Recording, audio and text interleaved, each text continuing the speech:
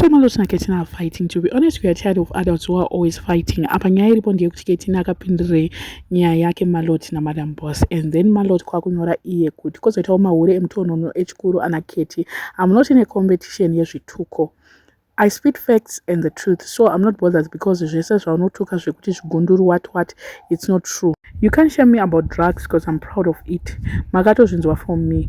You are doing beauty short courses yet you are pushing 50. Everything you are trying to achieve I already did at 20. You tried to be a musician and failed. That's why you hate me, because I'm booked and busy. Basakuzvara mazumwa. You failed at Shihure, failed at bleaching. The only thing that you didn't fail at is leaking your nudes.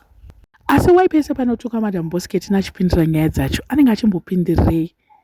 Handinyatsonzwisisa hangu kuti what's the reason yekuti kana Madam Boss vachitukwa ndozvaanotumwa here naMadam Boss kuti avadhifende, kana kuti inyadzi yezvakaitika zviyezve zvekuti akambovafumura nyaya yekuti mhofela mwana and then nezvekuti chihure chii pamwe. I don't know, because pese pangotaurwa zita rekuti Madam Boss azodaiso unoona Ketina chimirizika ipapo, which to me sometimes she doesn't have to.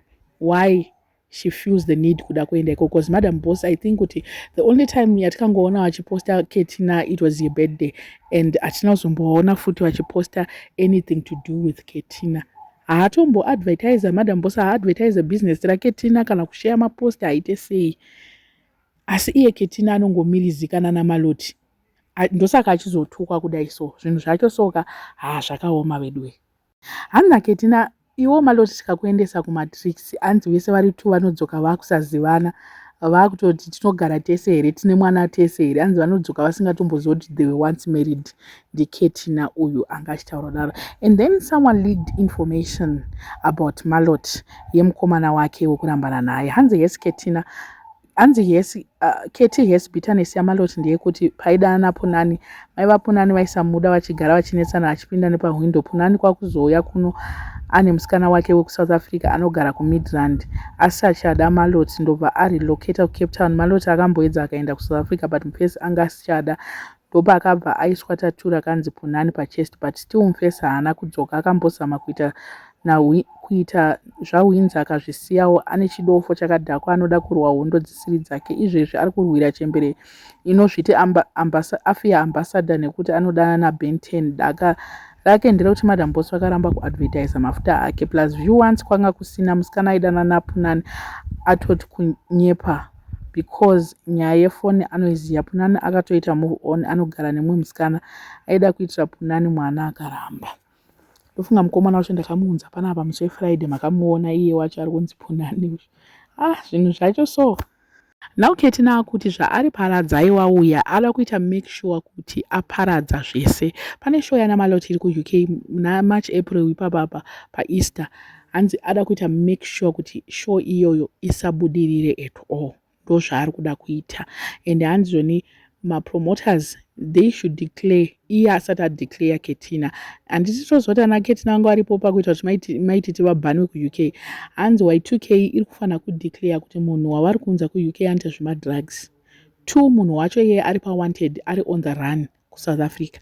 I don't know what she wants to do, but ari kutoti sister rake kuti ndiparadzai, ndihunidzanaiwa chingwa chehondo. Ada kuita make sure kuti aiwa aparadza zvese. She wants to scatter everything. Ndo zvaari kuda kuita musikana. Ndo uchanyatsoona kuti this is going to turn to be ugly. This is going to be something else if Malot continues nenyaya dzake idzi. Handizivi hangu kuti vanhu ava chaizvo chavari kunyatsonetserana, otherwise hapana kana nyaya. Malot ngaasiwe afaite Madam Boss, and then iye Ketina azive zvekumainda business rake, not zvekungopindira nyaya dzisitombori kumbomupinda. And Malot wacho iye nyaya dzake dzinogona kutomushatira futi. Like play takatarisa kudai so totozoona kuti Maloti musikana akanganisirwa zvinhu zvake. Zvinhu zvacho ameno. I don't know what you guys think, but it's getting out of hands. I feel like this battle is going to be very difficult for Maloti. Kwari kuenda uko Madam Boss anenge achifighta nekusaidi, Ketina nekusaidi achifighta. So all the best Maloti nenyaya yatanga iyi. And zvinhu zvinogona kutongomuti UK anogona kutongoinzwa kuionera paflyer zvongoperera ipapo cause ke tinachomuziya mabasa ake. Handisi yangu kuti can she have kuti anogona here kurambidzwa kuuk nezvataurwa zvacho izvo zvekuti she's on the run kuSouth Africa and also she sells drugs zvekuti anotaura zvemadrugs and the likes. And then iye Malot wacho kupusa kwake kutonyora kutoti inini ndinozvitaura ndega panapa kuti inini ndoita zvemadrugs, hapana mumwe munhu ndozvitaura ndega ndozviunza ndega. Who does that? Chipurazi chiko zvimwe zvacho kazvizoda kudai. So I don't know what you guys think. Let me know in the comment section what are your thoughts. Was a subscriber, please make sure that you are subscribed. Road to 50,000. Now we are moving 35 pataba, but it's going to be a very smooth journey for us kuti tishike 50 very soon. Get up at 50. Trust me, we are going to reach 50.